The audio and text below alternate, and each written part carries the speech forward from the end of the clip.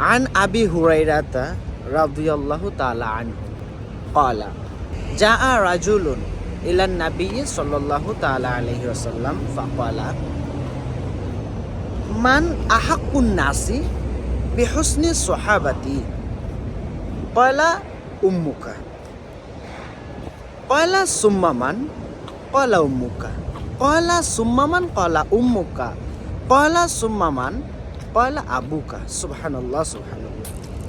মানে আমি এই হাদিসটা হঠাৎ করে মনে হয়েছে মা বাবার কথা বলায় যে হযরত আবু হুরায়রা রাদিয়াল্লাহু তাআলা আনহু এই হাদিসটা বর্ণনা করছেন যে কোনো এক সময় একদা একজন ব্যক্তি রাসূল সাল্লাল্লাহু তাআলা আলাইহি ওয়াসাল্লামের কাছে আসলো এবং জিজ্ঞাসা করলো যে প্রশ্ন করলো ইয়া রাসূলুল্লাহ আমার হতে যে আমি যে ব্যক্তি আমার হতে সর্বোত্তম ব্যবহার বা সর্বোত্তম অধিকার পাওয়ার যোগ্য ব্যক্তিকে বা সর্বোত্তম হকদার কোন ব্যক্তি। তখন রাসূল সাল্লাল্লাহু তাআলা আলাইহি ওয়াসাল্লাম ওই ব্যক্তির প্রশ্নের জবাবে বলছিলেন কয়লা উম্মুকা অর্থাৎ তোমার মা। সুবহানাল্লাহ, প্রথমে বলছে তোমার মা। ওই ব্যক্তিটা আবার প্রশ্ন করলো যে কয়লা সুম্মামান তারপরে কে? নবীজি বললেন আবার বললেন কয়লা উম্মুকা তোমার মা দুইবার।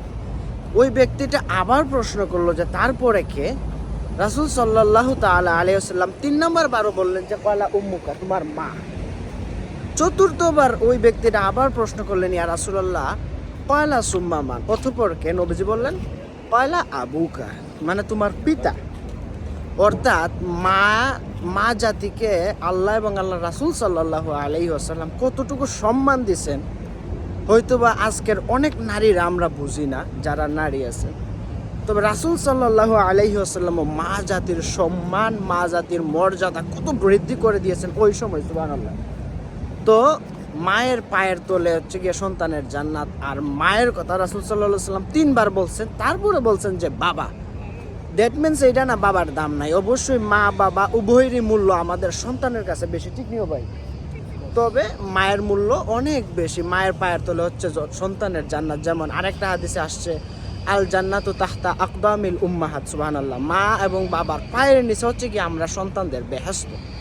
সুতরাং আজকের যুগে যারা আমরা অনেক সন্তানই আছি মা বাবার এই কথা শুনি না বা মা বাবার সাথে অসৎ ব্যবহার করি কিংবা মা বাবার মনে কষ্ট দিই, তো এমন কোনো সন্তান নাই হয়তো বা যারা মা বাবার সাথে উচ্চ গলায় কথা বলে না বা কষ্ট দেয় না।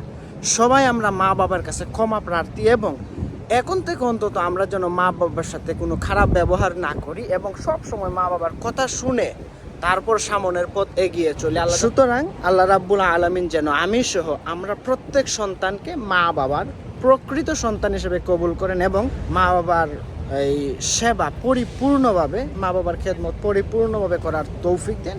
সেই তৌফিকটুকু যেন সকল উম্মতে মুহাম্মদী সাল্লাল্লাহু আলাইহি সাল্লাম আর সকল মুসলমান উম্মাহকে আল্লাহ তৌফিক দেন। আমিন ইয়া রাব্বাল আলামিন।